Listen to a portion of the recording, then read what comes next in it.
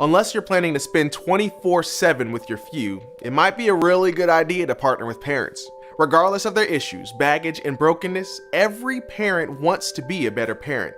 And no matter what you think about the parents of your few, the reality is they have more influence than you do. Assuming you meet with them every week, on an average, you will have 40 hours a year set aside to spend with your few. The average parent has over 3,000 hours a year to spend with their child. At best, you will have a temporary influence. By default, a parent has a lifelong influence.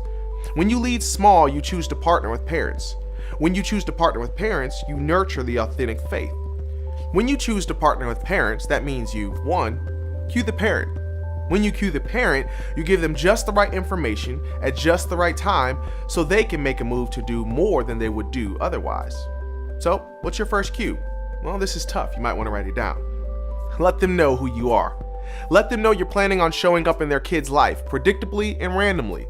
Let them know your goal is to help their child grow in authentic faith. Let them know you want to help them win as a parent. Second cue, let them know what you're talking about. Simply cueing a parent to know a little bit about the concepts you're discussing in your circle can significantly impact the way the parent can continue to have similar conversations at home. Cueing the parent is pretty easy. Let them know who you are and tell them what you're talking about. We're easing you in. 2, honor the parent. Some children struggle with authority. No, scratch that. All children struggle with authority. But remember this, if you're not on the parent's side, you're not on the kid's side. Here's what I mean.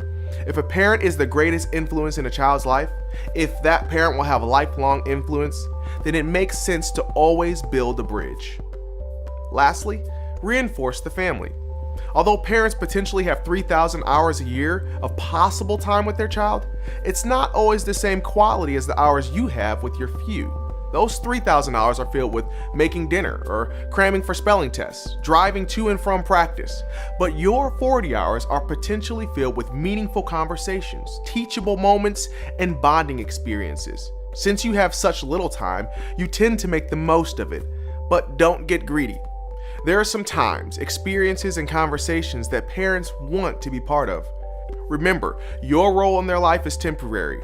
The parent's influence is lifelong. So cue the parent, honor the parent, and reinforce the family so you can nurture the faith of a few. The best way to partner with parents is to lead small.